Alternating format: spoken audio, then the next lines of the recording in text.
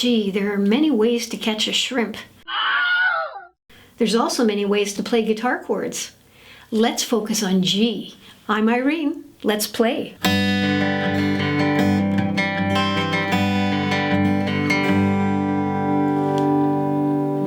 The first way I learned a G was with these three fingers, 1, 2, and 3.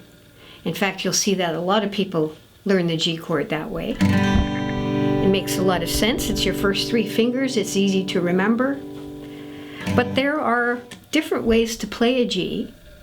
And when I'm teaching a G, I usually teach you to use your baby finger. You might think, well, that's kind of weird. This finger, what's this finger going to do? And also, the baby finger feels kind of weak, and it's a long stretch between those fingers.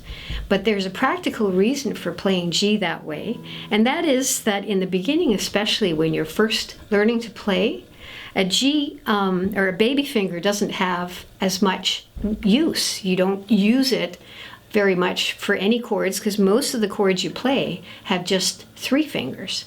So if you learn in the beginning to play a G with your baby finger, then you'll develop that callus. By the time you actually get to playing a chord that has four fingers, that little baby finger has some strength and a callus. So that's the reason I teach G that way. But there are, as I said, many different ways. Sometimes people play G with these three fingers, the baby finger on the bottom and the second and the third. There's a practical reason for that, and that is because if you play a C right after it, or right before it, it's right there. These two fingers just have to hop down like this. So going from G to C is a lot easier that way.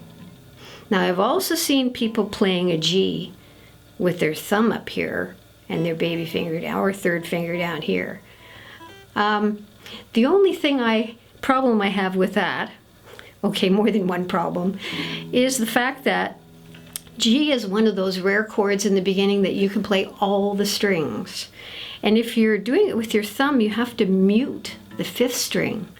And what's the point of muting a string? That's no fun.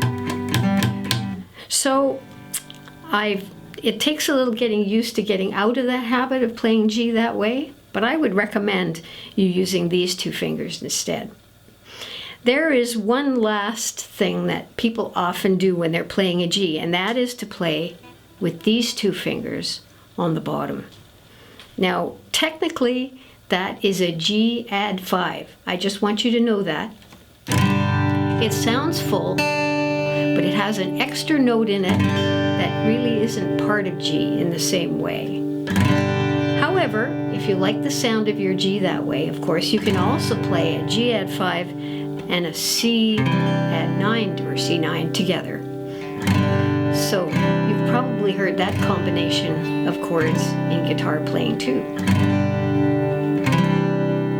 Now the last way that I'm going to show you is a bar chord. Of course, a lot of you aren't anywhere near playing bar chords yet.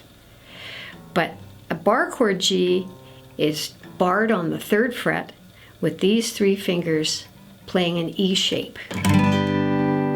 That has a slightly different sound to it. But like I said, as a beginner, you don't want to start with bar chords right away. It takes a little getting used to and a lot more strength and practice to play bar chords.